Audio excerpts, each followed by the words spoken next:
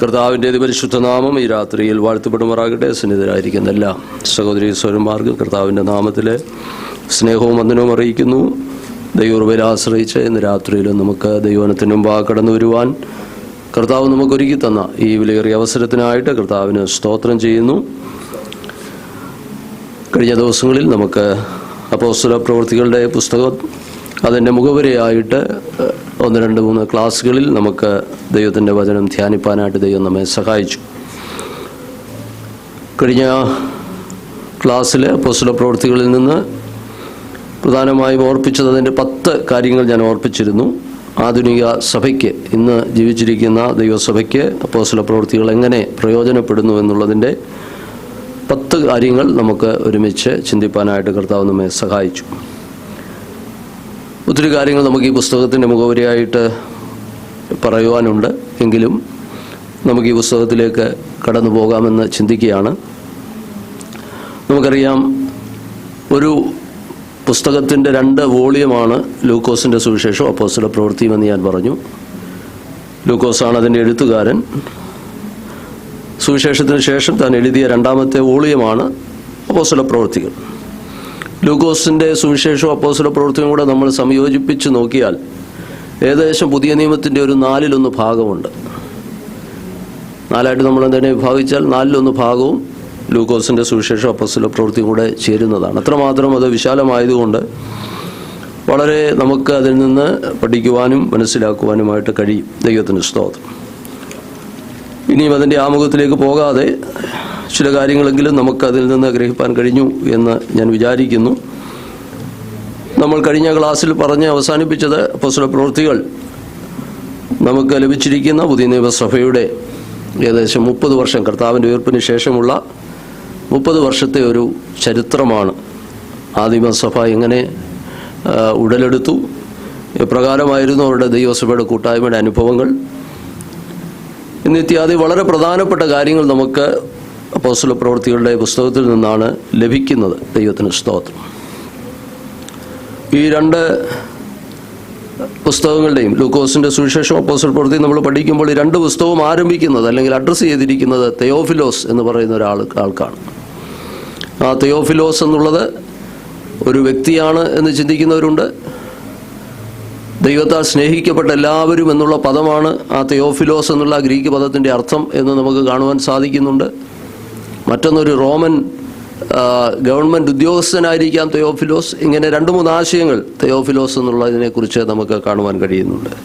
ദൈവഭക്തിയോടെ ജീവിച്ച് ക്രിസ്തുമാർഗത്തെക്കുറിച്ച് കൂടുതൽ അറിയാൻ ഇഷ്ടപ്പെട്ട ഒരു റോമൻ ഉദ്യോഗസ്ഥനായിരിക്കാം തെയോഫിലോസ് എന്നുള്ളതാണ് മറ്റൊരു ചിന്ത. ഞാൻ പറഞ്ഞത് തെയോഫിലോസ് എന്ന് പറയുന്ന ആൾക്കാണ് ഈ 2 പുസ്തകവും അഡ്രസ്സ് ചെയ്തിരിക്കുന്നത്. ഇന്ന് രാത്രി നമ്മൾ ആ പുസ്തകത്തിൻ്റെ ഒരു ഉള്ളടക്കം വേഗം ഒന്ന് ഓർപ്പിച്ചിട്ട് അതിൻ്റെ ആരംഭത്തിലെ വാക്യങ്ങളിലേക്ക് നമ്മൾ ഇന്ന് രാത്രിയിൽ പ്രവേശിപ്പാൻ ആഗ്രഹിക്കുകയാണ്. ഈ പുസ്തകത്തിൻ്റെ പേരിനെ കുറിച്ച് ഞാൻ പറഞ്ഞപ്പോൾ അപ്പോസ്തലന്മാരുടെ പ്രവൃത്തികൾ എന്നാണ് നമ്മുടെ പുസ്തകത്തിൽ എന്നിട്ട് തലക്കെട്ട് കൊടുത്തിരിക്കുന്നത്. Acts of the apostles. ആ പേര് വരാനുള്ള കാരണം അതിൻ്റെ മറ്റ് വ്യത്യസ്തമായ ചില പേരുകളെക്കുറിച്ചൊക്കെ ഞാൻ മുൻ ക്ലാസ്സുകൾ ഓർപ്പിച്ചു. പ്രവർത്തികൾ, ആക്ട്സ് എന്ന് മാത്രം അതിനെ വിശേഷിപ്പിക്കാറുണ്ടായിരുന്നു. പരിശുദ്ധാത്മാവിൻ്റെ പ്രവൃത്തി എന്ന് ഈ പുസ്തകത്തെ പരിശുദ്ധാത്മാവിൻ്റെ പ്രവൃത്തികളെന്ന് മറ്റൊരു തലക്കെട്ട് വേദപണ്ഡിതന്മാർ ഇതിന് നൽകിയിട്ടുണ്ട്. ഒരു കാര്യം നമുക്ക് ഇതിൽ നിന്ന് മനസ്സിലാക്കുവാൻ കഴിയുന്നത്, ഈ പുസ്തകത്തിൻ്റെ ഉള്ളടക്കവുമായി ബന്ധപ്പെട്ട് നമുക്കിതിനെ പല നിലയിൽ വിഭജനം ചെയ്ത് പഠിക്കുവാനായിട്ട് സാധിക്കും. ഇപ്പോൾ ഉദാഹരണം പറഞ്ഞാൽ നമ്മൾ പറഞ്ഞു ദൈവസഭയുടെ വളർച്ച. സാധാരണയായി ഒരു വിശാലമായ പഠനത്തിനു വേണ്ടി ഉപയോഗിക്കുന്ന ഒരു വിഭജനം അങ്ങനെയാണ്, ദൈവസഭയുടെ വളർച്ച. ആ വളർച്ചയെ കേന്ദ്രീകരിച്ചുകൊണ്ട് നമ്മൾ ഈ പുസ്തകത്തെ ഒന്ന് ഡിവൈഡ് ചെയ്ത് പഠിക്കാനായിട്ട് ശ്രമിച്ചാൽ, ഞാൻ വേഗം അതൊന്ന് ഓർപ്പിക്കാം. അതിൻ്റെ 1-ാം വാക്യം തൊട്ട്, അല്ലെങ്കിൽ 1-ാം അധ്യായത്തിൻ്റെ 1-ാം വാക്യം മുതൽ സഭാ വളർച്ചയുമായിട്ട് ബന്ധപ്പെട്ടാണ് ഈ പറയുന്നത്. 1-ാം അധ്യായം 1-ാം വാക്യം മുതൽ 6-ാം അധ്യായം അതിൻ്റെ 7-ാം വാക്യം വരെ സഭ യെരുശലേമിൽ ആരംഭിക്കുകയാണ്. യെരുശലേമിലെ ദൈവസഭ, അതിൻ്റെ നായകനായിട്ട് നമുക്ക് പത്രോസിനെ കാണുവാൻ കഴിയുന്നു.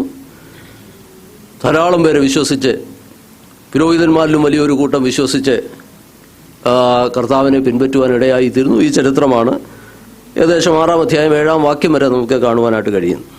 അപ്പോൾ സഭ അന്ന് യെരുശലേമിലാണ്. ഇനി 6-ാം അധ്യായം 8 മുതൽ 9-ാം അധ്യായം അതിൻ്റെ 31-ാം വാക്യം വരെ നമ്മൾ വായിക്കുമ്പോൾ യെരുശലേമിൽ നിന്ന് മാറി സഭ പിന്നെയും പടർന്നു പന്തലിക്കുകയാണ്. യഹൂദയിലും ശമര്യയിലേക്കും അത് വ്യാപിക്കുന്നതായിട്ട് നമുക്ക് കാണുവാൻ കഴിയും. യഹൂദയിലും ശമര്യയിലേക്കും അത് വ്യാപിക്കുകയാണ്. അവിടെയും അനേകർ കർത്താവിൻ്റെ കൃപയിലേക്ക് നയിക്കപ്പെടുന്നതായിട്ട് ചരിത്രത്തിൽ രേഖപ്പെടുത്തിയിരിക്കുകയാണ്. 9-ാം അധ്യായത്തിൽ വരുമ്പോൾ ഞാൻ പറഞ്ഞാൽ ഈ ഡിവിഷൻ നമ്മൾ ചെയ്യുന്നത് സഭാ വളർച്ചയുമായി ബന്ധപ്പെട്ടുള്ള ഒരു ഉള്ളടക്കമാണ് നമ്മൾ നോക്കുന്നത്. 9-ാം അധ്യായം 32 മുതൽ 12-ാം അധ്യായം അതിൻ്റെ 24 വരെ നമ്മൾ പഠിക്കുമ്പോൾ സഭ അന്ത്യോക്യ എന്ന് പറയുന്ന ദേശത്ത് ചെല്ലുന്നു. സഭ അന്ത്യോക്യ വരെ വ്യാപിക്കുന്നു. നമുക്കറിയാമെന്ന് സ്തെഫാനോസിൻ്റെ മരണത്തെ തുടർന്ന് സഭയ്ക്ക് വലിയ പീഡനം ഉണ്ടാകുന്നു. പലയിടങ്ങളിലായിട്ട് വിശ്വാസികൾ എന്ത് ചെയ്യുന്നു? ചിതറപ്പെടുന്നതായിട്ട് നമുക്ക് കാണുവാനായിട്ട് കഴിയും. നിശ്ചയമായിട്ടും ആ പോയ കൂട്ടത്തിൽ ആളുകൾ അന്ത്യോക്യയിലും ചെന്നിട്ടുണ്ടാകണം. അങ്ങനെ ആ എത്തിയവരിൽ ചിലരായിരിക്കാം അന്ത്യോക്യ സഭയുടെ ആരംഭ കാലങ്ങളിൽ ഉണ്ടായിരുന്നത് എന്ന് നമുക്ക് ചിന്തിക്കുവാനായിട്ട് സാധിക്കും. അപ്പോൾ സഭ ഈ 12-ാം അധ്യായത്തിൽ നമ്മൾ കാണുന്നത് അന്ത്യോക്യ വരെ ഈ സഭ വ്യാപിക്കുകയാണ്. ഇപ്പോൾ യെരുശലേമിൽ നിന്ന് ആരംഭിച്ച് യഹൂദിയ, ശമരിയ, അന്ത്യോക്യ. പിന്നെ നമ്മൾ 12-ാം അധ്യായം തൊട്ട് വായിക്കുമ്പോൾ അന്ന് നിലവിലുണ്ടായിരുന്ന ഏഷ്യ മൈനർ മുഴുവൻ പല പേരുകൾ നമുക്ക് 12-ാം അധ്യായം മുതൽ 16-ാം അധ്യായം വരെ, 12-ാം അധ്യായത്തിൻ്റെ 25-ാം വാക്യം മുതൽ 16-ാം അധ്യായത്തിൻ്റെ 5-ാം വാക്യം വരെ നമ്മൾ വരുമ്പോൾ ഏഷ്യ മൈനറിൽ മുഴുവനായിട്ട് സഭ വളരുന്നതായിട്ട് കാണുവാനായിട്ട് സാധിക്കും. വീണ്ടും നമ്മൾ 16-ാം അധ്യായത്തിൽ വരുമ്പോഴാണ് ഒരു പുതിയ ഘട്ടം, സഭയുടെ ഒരു പുതിയ ഘട്ടം അവിടെ ആരംഭിക്കുകയാണ്. 16-ാം അധ്യായത്തിൻ്റെ 6-ാം വാക്യം മുതൽ 19-ാം അധ്യായം വരെയും നമ്മൾ സഭ യൂറോപ്പിലേക്ക് അല്ലെങ്കിൽ മറ്റൊരു ഭൂഖണ്ഡത്തിലേക്ക് വ്യാപിക്കുന്ന ഒരു ചരിത്രമാണ് നമുക്ക് കാണുവാനായിട്ട് കഴിയുന്നത്.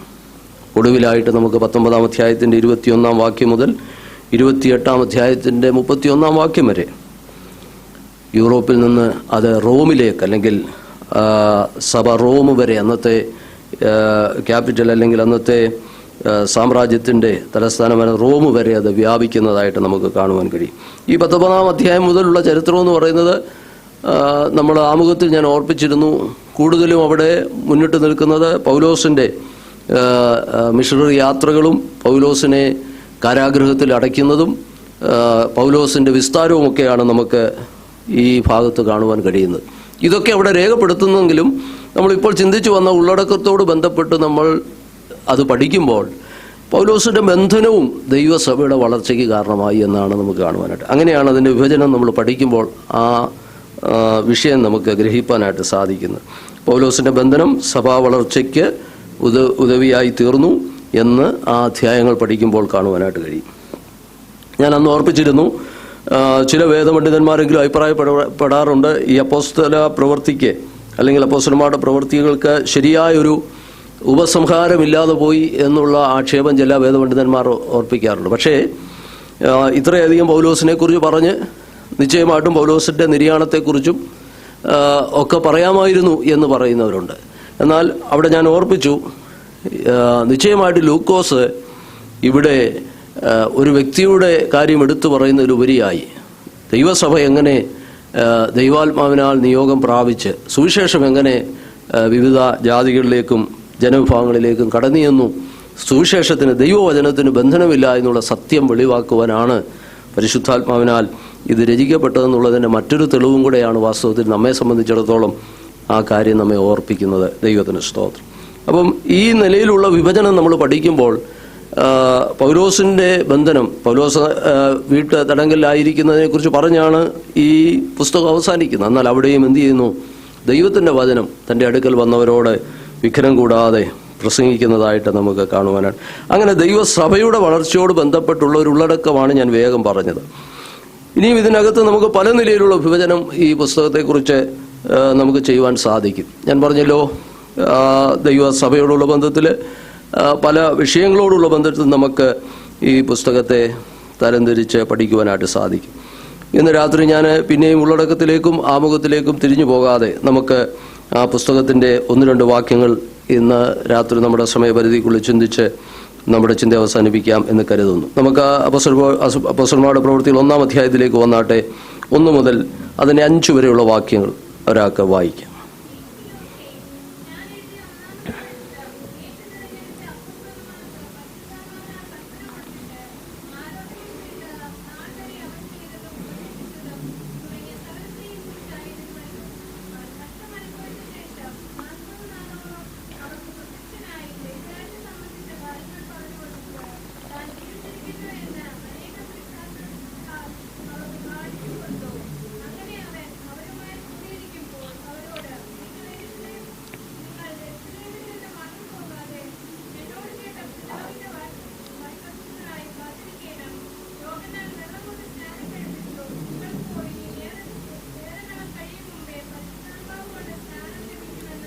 മതി. കർത്താവിൻ്റെ സ്തോത്രം. 1-ാം അധ്യായം നമ്മൾ ആ ആരംഭവാക്യങ്ങളിലേക്ക് കടക്കുമ്പോൾ ഇവിടെ അപ്പോസ്തലനായ ലൂക്കോസ് ഇവിടെ തെയോഫിലോസ് എന്നുള്ള പദം കൊണ്ട് തന്നെയാണ് തെയോഫിലോസിനെ തന്നെ സംബോധന ചെയ്തുകൊണ്ട് ആരംഭിക്കുന്നു. നമ്മൾ ആ കാര്യം ഇവിടെ ഓർപ്പിച്ചു. ഞാൻ എഴുതിയ 1-ാമത്തെ ചരിത്രം, അതേതാണ് ആ ചരിത്രം? ലൂക്കോസിന്റെ സുവിശേഷമാണ്. യേശു തിരഞ്ഞെടുത്ത അപ്പോസ്തലന്മാർക്ക് പരിശുദ്ധാത്മാവിനാൽ കൽപ്പന കൊടുത്തിട്ട് ആരോഹണം ചെയ്ത നാളുവരെ അവൻ ചെയ്തും ഉപദേശിച്ചും തുടങ്ങിയ സകലത്തെയും കുറിച്ച് ആയിരുന്നുവല്ലോ. അപ്പോൾ 1-ാമത്തെ ചരിത്രത്തിന്റെ ഒരു സമ്മറിയാണ് അവിടെ പറഞ്ഞത്. ഞാൻ എന്താണ് 1-ാമത്തെ ചരിത്രത്തിൽ എഴുതിയത്? നമ്മൾ അതിൻ്റെ 1-ാമത്തെ ലൂക്കോസിന്റെ സുവിശേഷത്തിലും അതിൻ്റെ തലക്കെട്ടിൽ നമ്മൾ ഇങ്ങനെ തന്നെ അത് കാണുന്നുണ്ട്. അപ്പോൾ ഞാൻ എഴുതിയ 1-ാമത്തെ ചരിത്രം അത് ലൂക്കോസിന്റെ സുവിശേഷമാണ്. ലൂക്കോസ് എഴുതിയ സുവിശേഷമാണ്. അത് യേശു തിരഞ്ഞെടുത്ത അപ്പോസ്തലന്മാർക്ക് പരിശുദ്ധാത്മാവിനാൽ കൽപ്പന കൊടുത്തിട്ട് ആരോഹണം ചെയ്ത നാളുവരെ എന്ന് പറഞ്ഞാൽ യേശുവിൻ്റെ അപ്പോസ്തലന്മാർക്ക് അല്ലെങ്കിൽ യേശു തിരഞ്ഞെടുത്ത അപ്പോസ്തലന്മാർക്ക് ഉണ്ടായിരുന്ന ചില സവിശേഷതകളെക്കുറിച്ച് ആ വാക്യങ്ങളിൽ പറയുന്നുണ്ട്. അതുകൂടാതെ എന്തായിരുന്നു താൻ ആദ്യത്തെ ചരിത്രത്തിൽ എഴുതിയതെന്നും അതിൽ വ്യക്തമാക്കുന്നുണ്ട്. യേശു ക്രിസ്തു ആരോഹണം ചെയ്ത നാളുവരെ അവൻ ചെയ്തും ഉപദേശിച്ചും തുടങ്ങിയ സകലത്തെയും കുറിച്ച് ആയിരുന്നുവല്ലോ. ലൂക്കോസ് പറയുകയാണ്, ഞാൻ എഴുതിയത് യേശു ക്രിസ്തുവിൻ്റെ ജീവിതവും അല്ലെങ്കിൽ അവൻ ചെയ്തും ഉപദേശിച്ചും തുടങ്ങിയ സകലത്തെയും കുറിച്ചാണ് ഞാൻ എഴുതിയത്. ഈ പദങ്ങളൊക്കെ നമ്മൾ ദൈവവചനത്തിലെ പദങ്ങളെയൊക്കെ നമ്മൾ വിശദീകരിക്കുമ്പോൾ നമുക്കത് വളരെ സന്തോഷമായി തോന്നും. കർത്താവിൻ്റെ ആ ശുശ്രൂഷയുടെ രീതി തന്നെ അവിടെ എഴുതിയിട്ടുണ്ട്. കർത്താവ് ചെയ്തും ഉപദേശിച്ചും. ശരിക്കുള്ളൊരു ദൈവപ്രവൃത്തിയുടെ ഒരു മാതൃകയായിട്ട് പലരും അതിനെക്കുറിച്ച് പറയാറുണ്ട്.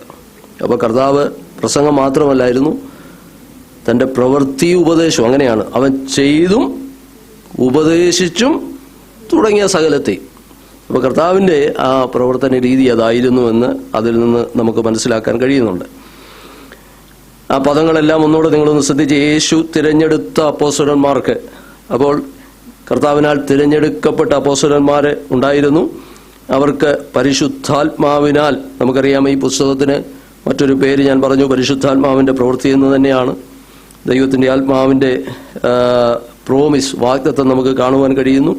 ആ ദൈവശക്തിയെ ദൈവജനം ആർജിച്ച് കർത്താവിൻ്റെ സാക്ഷികളാവുന്നതിനെക്കുറിച്ച് നമുക്ക് കാണുവാൻ കഴിയും. പരിശുദ്ധാത്മാവെന്ന്, ദൈവത്തിൻ്റെ ആത്മാവെന്നും യേശുവിൻ്റെ ആത്മാവെന്നും ഇങ്ങനെ ഒരു 57 പ്രാവശ്യം പരിശുദ്ധാത്മാവിനെ കുറിച്ച് ഈ അപ്പോസ്തല പ്രവൃത്തിയിൽ പറയുന്നുണ്ട്. ഏകദേശമാണ്. അതുകൊണ്ട് പരിശുദ്ധാത്മാവിൻ്റെ പ്രവൃത്തികളാണ് എന്ന് നമുക്ക് ഈ പുസ്തകത്തെക്കുറിച്ച് മനസ്സിലാക്കുവാൻ കഴിയുന്നുണ്ട്. അങ്ങനെ പരിശുദ്ധാത്മാവിനാൽ കൽപ്പന കൊടുത്തിട്ട് ആരോഹണം ചെയ്ത നാളുവരെ. ലൂക്കോസാണ് ഇത് എഴുതുന്നത്. ലൂക്കോസിന്റെ സുവിശേഷത്തിൽ കർത്താവിൻ്റെ സ്വർഗാരോഹണത്തെക്കുറിച്ച് നമ്മൾ കാണുന്നുണ്ടല്ലേ. മത്തായി, മർക്കോസ്, ലൂക്കോസ്, 4 സുവിശേഷങ്ങളിൽ മർക്കോസിലും ലൂക്കോസിലുമാണ് നമ്മൾ സ്വർഗാരോഹണം കാണുന്നത്. മത്തായിലും യോഹന്നാനിലും നമ്മളത് കാണുന്നില്ല. അപ്പോൾ ഇവിടെ ലൂക്കോസ് ഇത് കൃത്യമായിട്ട് പറയുന്നുണ്ട്. ആരോഹണം ചെയ്ത നാളുവരെ അവൻ ചെയ്തും ഉപദേശിച്ചും തുടങ്ങിയ സകലത്തെയും കുറിച്ച് ആയിരുന്നുവല്ലോ. അപ്പോൾ 1-ാമത്തെ ചരിത്രത്തിൻ്റെ ഒരു സംക്ഷിപ്തമായ ആമുഖം പറഞ്ഞിട്ടാണ് താഴോട്ട് ഈ പുസ്തകം തുടങ്ങുന്നത്. ദൈവത്തിന് സ്തോത്രം. 2-ാം വാക്യം മുതൽ നമ്മൾ വായിക്കുമ്പോൾ, അവൻ കഷ്ടമനുഭവിച്ച ശേഷം 40 നാളോളം അവർക്ക് പ്രത്യക്ഷനായി, അവർക്കെന്നവിടെ എഴുതിയിരിക്കുന്നത് അപ്പോസ്തലന്മാർക്ക് പ്രത്യക്ഷനായി ദൈവരാജ്യം സംബന്ധിച്ച്. അപ്പോസ്തല പ്രവൃത്തി നമ്മൾ ശ്രദ്ധിക്കേണ്ട ഒരു കാര്യം, നമ്മുടെ സുവിശേഷങ്ങളിൽ പല ആവർത്തി ദൈവരാജ്യം, സ്വർഗരാജ്യം എന്നുള്ള പദം കാണുന്നുണ്ടെങ്കിലും അപ്പോസ്തല പ്രവൃത്തിയിലുമുണ്ട്. ഏകദേശം 6-7 പ്രാവശ്യം അപ്പോസ്തല പ്രവൃത്തിയിൽ ദൈവരാജ്യം എന്നുള്ള പദം നിങ്ങളുടെ ഓർമ്മയ്ക്കായിട്ടൊന്ന് പറയുന്നതേ ഉള്ളൂ. നമ്മൾ ആ ഭാഗങ്ങളിലേക്ക് വരുമ്പോൾ എന്താണ് ദൈവരാജ്യം? അപ്പോൾ സുവിശേഷങ്ങളിലാണ് നമ്മൾ ദൈവരാജ്യത്തെക്കുറിച്ചും സ്വർഗരാജ്യം എന്നുള്ളതിനെക്കുറിച്ചുമുള്ള കർത്താവിൻ്റെ പഠിപ്പിക്കലുകൾ കാണുന്നത്. എന്നാൽ അപ്പോസ്തല പ്രവൃത്തിയിൽ വരുമ്പോൾ ദൈവരാജ്യം സംബന്ധിച്ച കാര്യങ്ങൾ പറഞ്ഞുകൊണ്ട് എന്നാണ് ലൂക്കോസ് പറയുന്നത്. ആരെയാണ്? കർത്താവായ യേശു ക്രിസ്തു അവന് കഷ്ടമനുഭവിച്ച ശേഷം 40 നാളോളം അവർക്ക് പ്രത്യക്ഷനായി ദൈവരാജ്യം സംബന്ധിച്ച കാര്യങ്ങൾ പറഞ്ഞുകൊണ്ട്. അപ്പോൾ നമുക്കറിയാം, കർത്താവായ യേശു ക്രിസ്തു ദൈവരാജ്യത്തെക്കുറിച്ച്, ദൈവരാജ്യം എന്ന് ഉദ്ദേശിക്കുന്നത് നമുക്കൊരു സിമ്പിൾ ഡെഫിനിഷൻ നമുക്കറിയാം. പിതാവായ ദൈവത്തിൻ്റെ രാജ്യത്വത്തിൻ്റെ കീഴിൽ അതൊരു ജീവിത അനുഭവമായിട്ടാണ് നമുക്ക് കാണുവാൻ കഴിയുന്നത്. അക്ഷരികമായ ഒരു രാജ്യത്തെക്കുറിച്ചല്ല പലപ്പോഴും അവിടെ പറഞ്ഞിരിക്കുന്നത് നമുക്ക് മനസ്സിലാക്കുവാൻ കഴിയും. അപ്പോസ്തലനായ പൗലോസ് അതിനെക്കുറിച്ച് പറയുന്നത് ദൈവരാജ്യം ഭക്ഷണവും പാനീയവുമല്ല, നീതിയും സമാധാനവും പരിശുദ്ധാത്മാവിലുള്ള ഒരു സന്തോഷം, അത് ജീവിത അനുഭവമായിട്ട് അവിടെ പറഞ്ഞിരിക്കുന്നു. ദൈവത്തെ ജീവിതത്തിൽ രാജാവായി സ്വീകരിച്ച് ആ ദൈവിക കർത്തൃത്വത്തിന് കീഴിൽ ആയിരിക്കുന്ന ഒരു കൂട്ടം ആളുകൾ അവരുടെ ആത്മീയ അനുഭവത്തെക്കുറിച്ച് അല്ലെങ്കിൽ അവരുടെ ജീവിത അനുഭവത്തെക്കുറിച്ച് പറയുന്ന അനുഗ്രഹിക്കപ്പെട്ടൊരു പദമാണ് ദൈവരാജ്യം. പല നിലയിൽ നമുക്കത് പഠിക്കുവാനായിട്ട് സാധിക്കും. അപ്പം കർത്താവ് ഇവരോട് അവർക്ക് പ്രത്യക്ഷനായി ദൈവരാജ്യം സംബന്ധിച്ച കാര്യങ്ങൾ പറഞ്ഞുകൊണ്ട്. അപ്പോൾ എന്താണ് ദൈവരാജ്യം സംബന്ധിച്ച് പറഞ്ഞ കാര്യങ്ങൾ എന്ന് ചിന്തിച്ചാൽ നമുക്കറിയാം, നിശ്ചയമായിട്ടും നമ്മളവിടെ കാണുന്നുണ്ട്, യേശുക്രിസ്തു ആരോഹണം ചെയ്ത നാളുവരെ അവൻ ഉപദേശിച്ചും തുടങ്ങിയ കാര്യങ്ങൾ. നമ്മൾ ആ വാക്യങ്ങളിൽ തന്നെ നിന്നാൽ ഒത്തിരി കാര്യങ്ങൾ അതിൽ നിന്ന് പഠിക്കാനുണ്ട്. കർത്താവ് ഈ ഭൂമിയിലായിരുന്നപ്പോൾ കർത്താവ് തുടങ്ങിയ കാര്യം അല്ലെങ്കിൽ തുടങ്ങി വെച്ചത് തൻ്റെ ശിഷ്യന്മാരിലൂടെ എന്ത് ചെയ്യുകയാണ്? തുടരുകയാണ്. അതിനവരെ പ്രാപ്തരാക്കുകയാണ്. ദൈവരാജ്യം സംബന്ധിച്ച കാര്യങ്ങളെന്ന് പറയുമ്പോൾ നിശ്ചയമായിട്ടും സുവിശേഷമാണ്. ജനങ്ങളോട് പോയി പറയണം, നിങ്ങൾ ഇതിന് സാക്ഷികളാകണം എന്ന അർത്ഥത്തിൽ തന്നെയാണ് അവിടെ പറഞ്ഞിരിക്കുന്നത്. ദൈവരാജ്യം സംബന്ധിച്ച കാര്യങ്ങൾ അതെ പറഞ്ഞു കൊടുക്കുകയാണ്, ഇൻസ്ട്രക്ഷൻസ് നൽകുകയാണ്. കഷ്ടമനുഭവിച്ച ശേഷം 40 നാളോളം. എന്താണ് ഈ 40ന്റെ പ്രത്യേകത? 40 നാളോളം കർത്താവ് അവർക്ക് പ്രത്യക്ഷനായി. നമുക്കറിയാം, പഴയ നിയമ വേദഭാഗങ്ങൾ, ബൈബിൾ ആസ് എ ഹോൾ, നമ്മൾ ദൈവവചനത്തെ അതിനെ മുഴുവനായി നമ്മൾ പഠിക്കുമ്പോൾ പഴയ നിയമ പശ്ചാത്തലം നമുക്കതിൽ നിന്ന് കാണുവാൻ സാധിക്കുന്നു. നമുക്കറിയാം, മോശ സിനായ് മലയിൽ 40 ദിവസം കഴിഞ്ഞതിന് ശേഷമാണ് ദൈവത്തിൻ്റെ ന്യായപ്രമാണം ജനത്തിന് നൽകുവാനായിട്ട് തുനിയുന്നത്. ഇങ്ങനെ പല സാമ്യങ്ങൾ നമുക്ക് അതിനോടൊക്കെ ചേർന്ന് പഠിക്കുവാനായിട്ട് കഴിയും. ഇവിടെ കർത്താവ് കഷ്ടമനുഭവിച്ച ശേഷം 40 നാളോളം അവർക്ക് പ്രത്യക്ഷനായി ദൈവരാജ്യം സംബന്ധിച്ച കാര്യങ്ങൾ പറഞ്ഞുകൊണ്ട് താൻ ജീവിച്ചിരിക്കുന്നു എന്ന് അനേകം ദൃഷ്ടാന്തങ്ങളാൽ അവർക്ക് കാണിച്ചു കൊടുത്തു. ദൈവത്തിന് സ്തോത്രം. നമുക്കറിയാം, കർത്താവ് കഷ്ടമനുഭവിച്ച് സ്വർഗാരോഹണം ചെയ്യുമ്പോൾ ശിഷ്യന്മാരാരും കർത്താവിൻ്റെ അടുക്കലില്ല. ശിഷ്യന്മാരാരും കർത്താവ് സ്വർഗാരോഹണം ചെയ്തു പോകുന്ന കണ്ടിട്ടില്ല, അല്ലെങ്കിൽ ഉയർത്തെഴുന്നേറ്റ് കാണുന്നില്ല. എന്നാൽ ഇവിടെ നമ്മൾക്ക് കാണുവാൻ കഴിയുന്നത് കർത്താവ്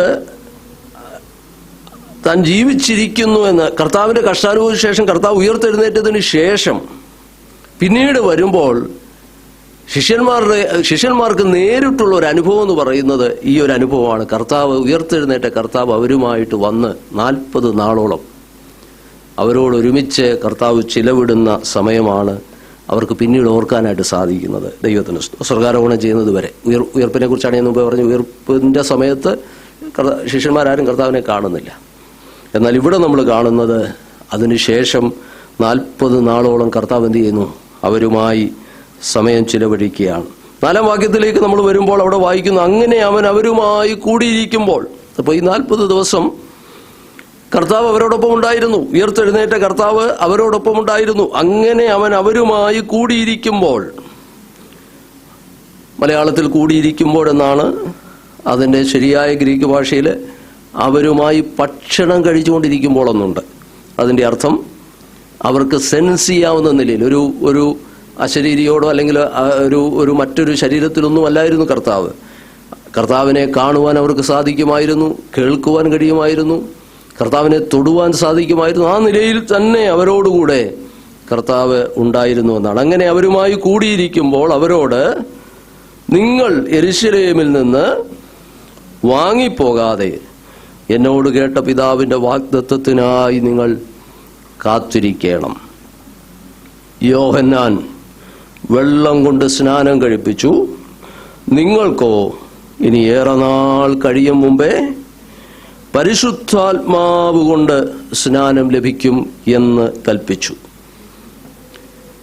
അപ്പോൾ ശിഷ്യന്മാരെ ഒരു വലിയ ദൗത്യത്തിനു വേണ്ടി തയ്യാറാക്കുന്ന സമയമായിരുന്നു ഇത് എന്ന് നമുക്ക് ഒറ്റ നോട്ടത്തിൽ തന്നെ കാണുവാനായിട്ട് കഴിയും. ദൈവരാജ്യത്തെക്കുറിച്ചുള്ള നിർദ്ദേശങ്ങളൊക്കെ കൊടുത്ത് കർത്താവിൻ്റെ മാറ്റമില്ലാത്ത സുവിശേഷം അനേകരിലേക്ക് എത്തിക്കുവാനായിട്ട് കർത്താവ് തുടങ്ങിവെച്ച പ്രവൃത്തി അത് തൻ്റെ ശിഷ്യന്മാരിലൂടെ, ശിഷ്യന്മാരെന്ന് പറയുന്നതിൽ അപ്പോസ്തലന്മാരിലൂടെ തുടരേണ്ടതിൻ്റെ ആവശ്യകത അവരെ അറിയിക്കുകയും അവർക്കതിനു വേണ്ടുന്ന നിർദ്ദേശങ്ങൾ ബൈബിളിൽ പറഞ്ഞിരിക്കുന്നത് ദൈവരാജ്യം സംബന്ധിച്ച കാര്യങ്ങൾ അവർക്ക് പറഞ്ഞുകൊടുത്ത് അവരെ അതിനായി സജ്ജരാക്കുന്നതാണ് നമുക്കിവിടെ മനസ്സിലാക്കുവാൻ കഴിയുന്നത്. ആ കാര്യങ്ങൾ അവിടെ ഒന്നുകൂടെ നമ്മൾ ആ വാക്യം ഒന്ന് ശ്രദ്ധിച്ചാൽ ഈ അപ്പോസ്തലന്മാരെ സജ്ജമാക്കുന്നതിനോട് ബന്ധപ്പെട്ട 4-5 കാര്യങ്ങൾ അവിടെ പറഞ്ഞിട്ടുണ്ട്. അതാണ് ആ വാക്യത്തിലെ പ്രധാന പ്രതിപാദ്യ വിഷയം. ആരാണ് അപ്പോസ്തലന്മാർ? എന്തായിരുന്നു അവരുടെ പ്രത്യേകത? എന്തായിരുന്നു അവരുടെ ദൗത്യം? ഇങ്ങനെയുള്ള 4-5 കൂട്ടം കാര്യങ്ങൾ ഈ വാക്യത്തിനകത്ത് പരിശുദ്ധാത്മാവ് ഉള്ളടക്കിയിട്ടുണ്ട്. അത് വളരെ ചിന്തനീയമായൊരു കാര്യമാണ്. വേഗം ഞാനതൊന്ന് പറഞ്ഞ് ആ കാര്യങ്ങൾ അവസാനിപ്പിക്കാം. ദൈവത്തിന് സ്തോത്രം. ഞാൻ പറഞ്ഞു, എന്തുകൊണ്ടാണ് നമ്മൾ അങ്ങനെ ചിന്തിക്കുന്നതെന്ന് ചോദിച്ചാൽ, ഇവിടെ ലൂക്കോസിന്റെ സുവിശേഷവും അപ്പോസ്തല പ്രവൃത്തിയും നമ്മൾ താരതമ്യം ചെയ്ത് പഠിക്കുമ്പോൾ സാധാരണയായി നമ്മൾ പറയാറുള്ളത് ലൂക്കോസിൻ്റേത് അല്ലെങ്കിൽ ലൂക്കോസ് എഴുതിയ സുവിശേഷം എന്ന് പറയുന്നത് യേശു ക്രിസ്തുവിൻ്റെ ജീവചരിത്രം, അപ്പോസ്തല പ്രവൃത്തികളെന്ന് പറയുന്നത് യേശു ക്രിസ്തു ദൈവസഭയുടെ ചരിത്രം എന്നാണ് സാധാരണ നമ്മൾ പറയാറുള്ളത്. എന്നാൽ വാസ്തവത്തിൽ നമ്മളത് പഠിക്കുമ്പോഴാണ് മനസ്സിലാക്കുവാൻ കഴിയുന്നത് ലൂക്കോസ് ഇതിനെ തമ്മിൽ കമ്പയർ ചെയ്ത് പറഞ്ഞിരിക്കുന്നത് വളരെ ശ്രദ്ധേയമാണ്. അതാണ് ഈ 1-ാം അധ്യായത്തിന് 1-ാം വാക്യത്തിൽ നമ്മൾ വായിച്ചത്. ലൂക്കോസ് പറയുന്നത് യേശുക്രിസ്തുവിൻ്റെ ഒരു ജീവചരിത്രം എഴുതുക എന്നുള്ളതോ സഭയുടെ ഒരു ചരിത്രം ചമയ്ക്കുക എന്നുള്ളതിനേക്കാൾ എല്ലാം ഉപരി നിങ്ങൾ ആ 1-ാം അധ്യായം വായിച്ചപ്പോൾ ശ്രദ്ധിച്ചു കാണും, യേശുക്രിസ്തു തുടങ്ങി വെച്ച കാര്യം അത് തൻ്റെ അപ്പോസ്തലന്മാരിലൂടെ തുടരുന്നത്, ഇത് ഞാൻ നിങ്ങൾക്ക് എഴുതുന്നെന്നാണ് പറയുന്നത്. അപ്പം അതിൻ്റെ അർത്ഥം കർത്താവ് എന്താരംഭിച്ചോ അത് ഇന്ന് ഭൂമിയിൽ ഇന്ന് ദൈവം തൻ്റെ ദാസന്മാരിൽ കൂടെ നിവർത്തിക്കുന്നത് എന്ന ഒരു ബന്ധമാണ് ഈ 2 പുസ്തകവും തമ്മിൽ ലൂക്കോസ് പറയുന്നത്. അപ്പം അതുകൊണ്ടാണ് ഞാൻ പറഞ്ഞത്, നമ്മൾ ഈ പുസ്തകം പഠിക്കുമ്പോൾ കേവലം സുവിശേഷങ്ങൾ യേശുവിൻ്റെ ഒരു ജീവചരിത്രമെന്നും അപ്പോസ്തല പ്രവൃത്തികൾ ഒരു സഭാചരിത്രമെന്നും ഉള്ളതിനേക്കാൾ ഉപരിയായി ഇതിനെ രണ്ടും കൂടെ ബന്ധിപ്പിച്ചുകൊണ്ട് എഴുത്തുകാരൻ തന്നെ പറയുന്നത് കർത്താവായ യേശു ക്രിസ്തു ആരംഭിച്ചത് തൻ്റെ ഐഹിക ജീവകാലത്ത് ഇവിടെ തുടങ്ങി വെച്ച കാര്യം തൻ്റെ ശിഷ്യന്മാരിലൂടെ യേശുവിൻ്റെ ആത്മാവിൽ അത് പിന്നീട് നിവർത്തിക്കുന്ന ഒരു ചരിത്രമാണ് നമുക്ക് ഇവിടെ കാണുവാനായിട്ട് കഴിയുന്നത്. വാസ്തവത്തിൽ ഇതാണ് അതിൻ്റെ ആ ശരിക്കുള്ള അർത്ഥം എന്ന് നമുക്കത് പഠിക്കുമ്പോൾ മനസ്സിലാക്കുവാനായിട്ട് കഴിയും. അപ്പോൾ എന്ത് കർത്താവ് തുടങ്ങി വെച്ചോ അതേ ശുശ്രൂഷ തന്നെ തൻ്റെ അപ്പോസ്തലന്മാരിലൂടെ നിറവേറ്റുന്നതാണ് അപ്പോസ്തല പ്രവൃത്തിയിൽ നമുക്ക് കാണുവാനായിട്ട് കഴിയുന്നു. അവിടെയാണ് ഈ അപ്പോസ്തലന്മാരെ സംബന്ധിച്ചിടത്തോളം എന്തായിരുന്നു അവർക്ക് അതിൻ്റെ ആധികാരികത, എന്തായിരുന്നു അവരുടെ പ്രത്യേകത. 5 കാര്യങ്ങൾ ഞാൻ പറഞ്ഞു. 5 കാര്യങ്ങളുണ്ട് എന്ന് ഞാൻ ഓർപ്പിച്ചല്ലോ. ഒന്നാമതായി നമ്മളോട് കാണുന്നത് അവരുടെ തിരഞ്ഞെടുപ്പ് തന്നെയാണ്. നിങ്ങൾ ശ്രദ്ധിച്ചേ, നമ്മളതിൻ്റെ ആരംഭവാക്യത്തിൽ വായിച്ചു, യേശു തിരഞ്ഞെടുത്ത അപ്പോസ്തലന്മാർക്ക്. യേശു തിരഞ്ഞെടുത്ത അപ്പോസ്തലൻ. അപ്പോൾ ഒന്ന്, കർത്താവ് തന്നെ തിരഞ്ഞെടുത്ത അപ്പോസ്തലന്മാരായിരുന്നു. കർത്താവ് തിരഞ്ഞെടുത്ത അപ്പോസ്തലന്മാർ. ലൂക്കോസിന്റെ സുവിശേഷത്തിൽ നമ്മൾ വായിക്കുമ്പോൾ കർത്താവ് തനിക്ക് ബോധിച്ചവരെ തിരഞ്ഞെടുക്കുന്നതായിട്ട് കാണുന്നുണ്ട്. അതേ പദം തന്നെയാണ്, ആ തിരഞ്ഞെടുത്തു എന്നുള്ള ഗ്രീക്ക് പദം തന്നെയാണ് അവിടെയും കൊടുത്തത്. അപ്പോൾ കർത്താവിനാൽ തിരഞ്ഞെടുക്കപ്പെട്ടവർ. സുവിശേഷങ്ങളിലെ വാക്യങ്ങളിലേക്ക് ഞാൻ പോകുന്നില്ല. നിങ്ങൾ ലൂക്കോസിന്റെ സുവിശേഷം നമുക്ക് ആ അധ്യായങ്ങളെല്ലാം പഠിക്കുമ്പോൾ അതിനകത്ത് ആവർത്തിച്ച് രേഖപ്പെടുത്തിയിരിക്കുന്ന പല വാക്യങ്ങളുണ്ട്. 6-ാം അധ്യായത്തിൽ യോഹന്നാന്റെ സുവിശേഷത്തിൽ എല്ലാം കർത്താവ് തൻ്റെ ശിഷ്യന്മാരെ തിരഞ്ഞെടുക്കുന്നതുമായി ബന്ധപ്പെട്ട് രേഖപ്പെടുത്തിയിരുന്ന വാക്യങ്ങൾ. ഒരു വാക്യം, ഈ അപ്പോസ്തല പ്രവൃത്തിയിലെ ഒരു വാക്യം 22-ാം അധ്യായത്തിന്റെ 14-15 വാക്യം ഒന്ന് വായിച്ചാട്ടെ. അപ്പോസ്തല പ്രവൃത്തി 22-ന്റെ 14-15 വാക്യം.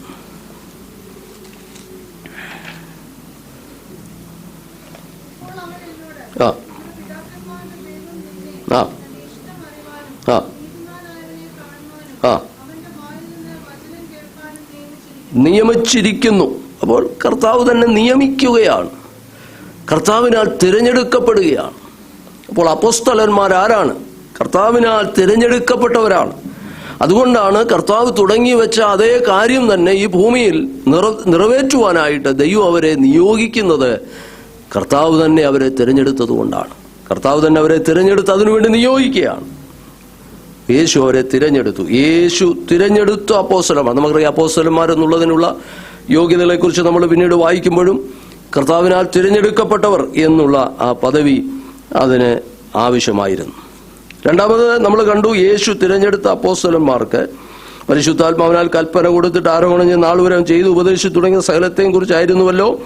അവൻ കഷ്ടം അനുഭവിച്ച ശേഷം 40 നാളോളം അവർക്ക് പ്രത്യക്ഷനായി ദൈവരാജ്യം സംബന്ധിച്ച കാര്യങ്ങൾ പറഞ്ഞുകൊണ്ട് താൻ ജീവിച്ചിരിക്കുന്നു എന്ന് അനേകം ദൃഷ്ടാന്തങ്ങളാൽ അവർക്ക് കാണിച്ചു കൊടുത്തു. ഐ വിറ്റ്നസ് എന്ന് പറയുന്നത് വളരെ ഇമ്പോർട്ടൻ്റ് ആയിരുന്നു. അപ്പോസ്തലന്മാരെ സംബന്ധിച്ചിടത്തോളം അവരുടെ ശുശ്രൂഷയുടെ ഏറ്റവും പ്രധാന ഭാഗങ്ങളിലൊന്ന് ദൈവത്താൽ അവർ തിരഞ്ഞെടുക്കപ്പെട്ടു. 2, അവരുടെ കണ്ണുകൊണ്ട് അത് കണ്ടവരാണ്, കണ്ണുകൊണ്ട് അതിന് സാക്ഷ്യം വഹിച്ചവരാണ്. ഐ വിറ്റ്നസ് ആയിരുന്നു. അത് വളരെ ഇമ്പോർട്ടൻ്റ് ആയിരുന്നു. യേശു തന്നെ അവർക്ക് അനേകം ദൃഷ്ടാന്തങ്ങളാൽ അവർക്ക് കാണിച്ചു കൊടുത്തു എന്ന് ലൂക്കോസ് ഇവിടെ രേഖപ്പെടുത്തിയിരിക്കുകയാണ്. ദൈവത്തിന് സ്തോത്രം. മൂന്നാമതായിട്ട് നമ്മൾ കാണുന്നത്,